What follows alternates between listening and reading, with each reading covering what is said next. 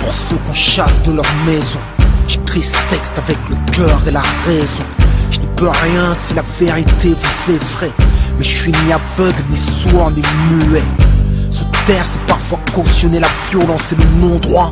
Je ne serai pas complice du silence anticolonialiste. Ce n'est pas être antisémite, je suis qu'un homme avec le sens de la justice.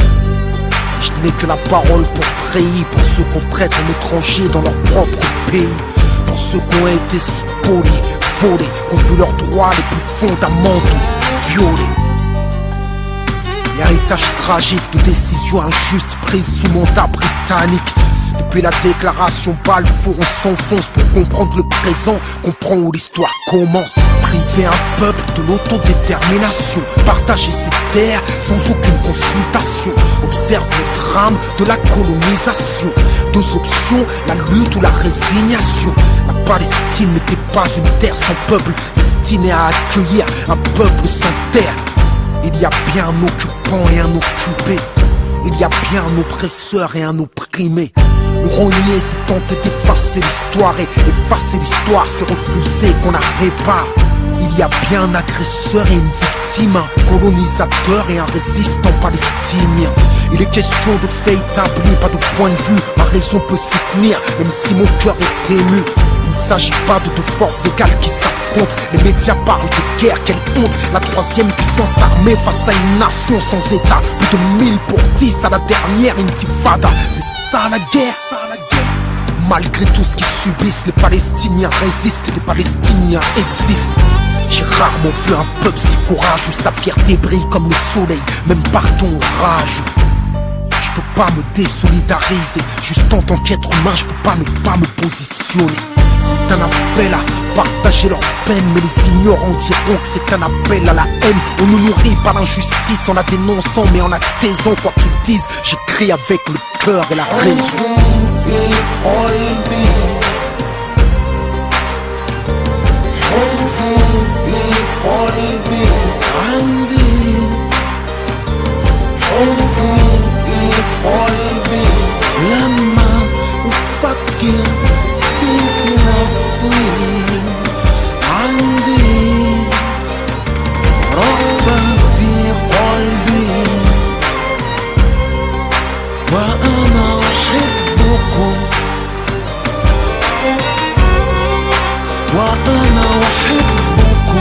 Pas de quiétude dans l'occupation. Au quotidien, l'occupation, c'est l'humiliation.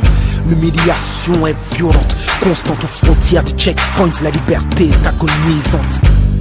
J'écris la détresse d'une nation qui sur ses propres terres n'a plus la libre circulation. Sous couvert de sécurité, l'apartheid se maquille et le mur sépare des familles.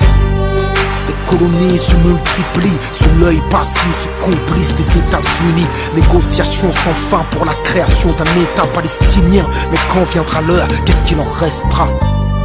Quelques bouts de terre éparpillés. À l'heure où j'écris ce texte, plus des 3/4 ont été pillés. Près d'1 million d'êtres humains ont été poussés à l'exil. Pourquoi quitter leur terre si leur vie n'était pas en péril?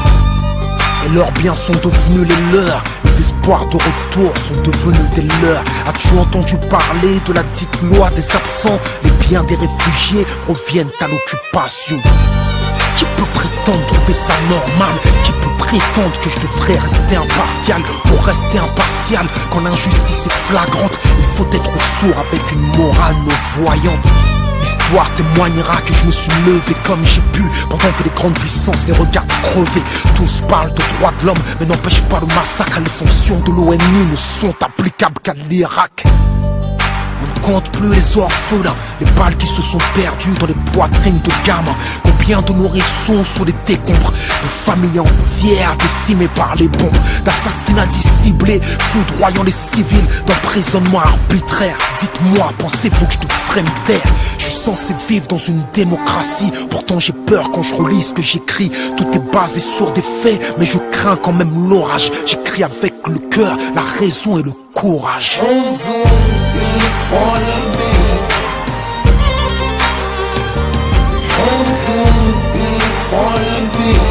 عندي حزن في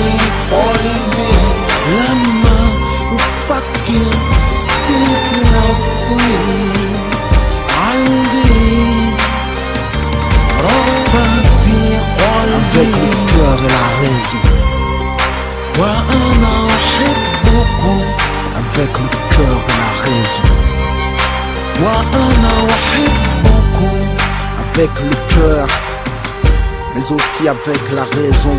Je peux pas laisser terminer ce morceau sans préciser que ce texte ne prend pas à partie une communauté, mais vise la politique d'un État et le silence complice du monde dit libre.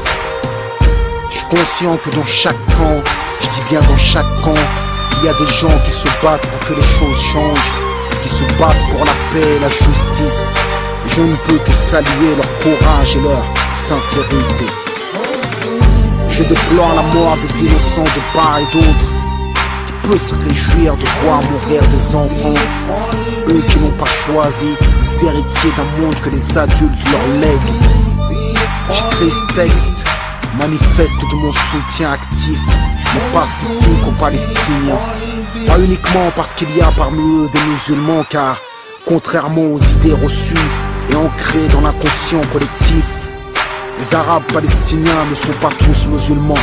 Je les soutiens parce que j'estime, avec le cœur et la raison, qu'ils subissent une injustice et qu'il est important pour eux que le monde sache, en attendant que le monde bouge.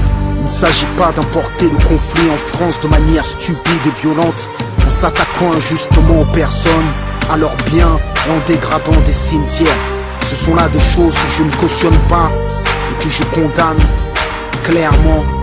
J'espère toujours voir la paix dans la justice se lever à l'horizon. Et j'écris avec le cœur et la raison.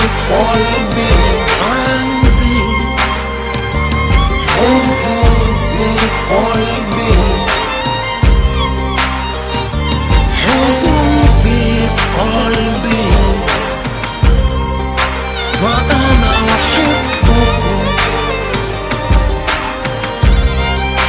وأنا أحبكم وأنا أحبكم وأنا